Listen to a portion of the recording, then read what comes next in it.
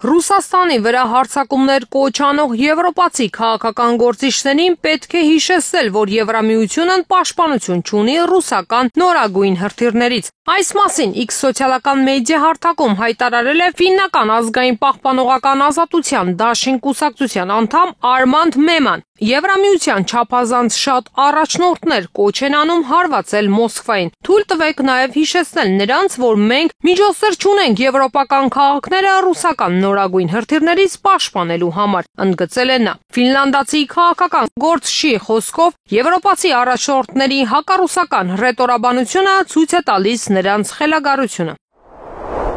Սահրա Վագենքնեխտ բանականության եւ արդարության դաշինքի առաջնորդ Սահրա Վագենքնեխտը հերքել է այն պնդումները, որ Ռուսաստանը կարող է ապագայում հարձակվել ՆԱՏՕ-ի վրա։ Այս մասին հաղորդում է գերմանական NTV հեռուստաալիքը։ Նրա խոսքով Ռուսաստանի նախագահ Վլադիմիր Պուտինը չի հարձակվի ՆԱՏՕ-ի վրա, քանի որ մոտավոր պատկերացում ունի ուժերի հավասարակշռության մասին։ Սովորական զենքի բոլոր կատեգորիաներում, ինչպես նաև զինվորների թվաքանակով ՆԱՏՕ-ն նույնիսկ հիմա զգալիորեն գերազանցում է Ռուսաստանին, եւ այդ պատճառով էլ սխալ եւ անազնիվ է, երբ մարդիկ շարունակում են ասել. «Մենք պետք է ավելի շատ զինվենք, մեզ ավելի շատ զինվորներ են պետք», ասել է Վագենքնեխտը։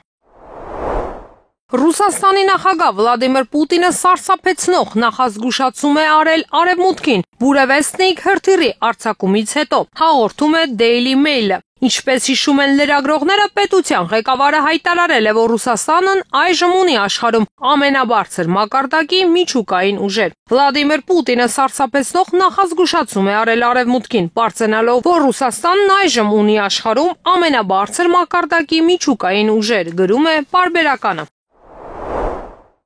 Հնդկական պետական ընկերությունը Hindustan Aeronautics Limited-ը հայտնել է, որ ստանալու է թույլտվություն արտադրելու ռուսական SG-100 քաղաքացիական ինքնաթիռը։ SSG-100-ի ամբողջությամբ ռուսական տարբերակը, ինչպես գրում է Bloomberg-ը, ծրագիրը կիրականացվի Ռուսաստանի Միացյալ ավիաշինական կորպորացիայի հետ ստորագրված համաձայնագրի շրջանակում։ Ընկերության հայտարարությամբ սա կլինի առաջին անգամը, երբ Հնդկաստանում կարտադրվի ամբողջական ուղևորատար ինքնաթիռ։ Թե արդյոք համաձայնագիրը ներառում է տեխնոլոգիաների փոխանցում, հալը չի պարզաբանել։ Բացի այդ, ընկերությունը դեռ չի բացահայտել ներդրումների ծավալը, ֆինանսավորման աղբյուրները կամ այն, թե որ ավիաընկերություններն են արդեն հետաքրքրված նախագծով։ Հայտնի է, որ SG-100-ը եւ նրա ռուսական PD-8 շարժիչը ներկայում անցնում են սերտիֆիկացում։ Թռիչքային փորձարկումները մեկնարկել են այս տարվա գարնանը, իսկ դրանց ավարտը սպասվում է հաջորդ տարվա սկզբին։ Համաձայնագիրը ստորագրվել է Ռուսաստանի նախագահ Վլադիմիր Պուտինի այցից առաջ,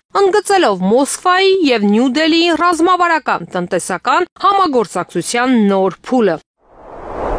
Ռուսական կողմը մշակել եւ սկսել է ձեռք բերել Իսկանդեր-M օպերատիվ տակրաքային համալիրի համար մի քանի նոր տիպի բալիստիկ հրթիռներ։ Հայտնում է Military Watch Magazine-ը, հղում կատարելով ուկրաինական աղբյուրների վրա։ Հրապարակման համաձայն համալիրի համար ներկապային արտադրվում է առնվազն 7 մոդիֆիկացիա, որոնք ունեն տարբեր մարտական մասեր, մանրակրկիտ պայթող, կլաստերային եւ հատուկ նշանակության բախիչներ։ Հատուկ ուշադրություն է դարձված 9M723 1P2 մոդիֆիկացիային, այն մեծ պատվերներով տրամադրվում է բանակին։ Հաղորդվում է, որ Պաշտպանության նախարարությունն գնել է ավելի քան 770 միավոր այդ հրթիռից, մի հատը մոտ 192 միլիոն ռուբլի արժեքով։ Բացի դա, նշվում է, որ նոր մոդիֆիկացիաներից 9M723 1P4-ն ունի արդիականացված պայթուցիկ փնջի եւ ազդանշանավորման սխեմա,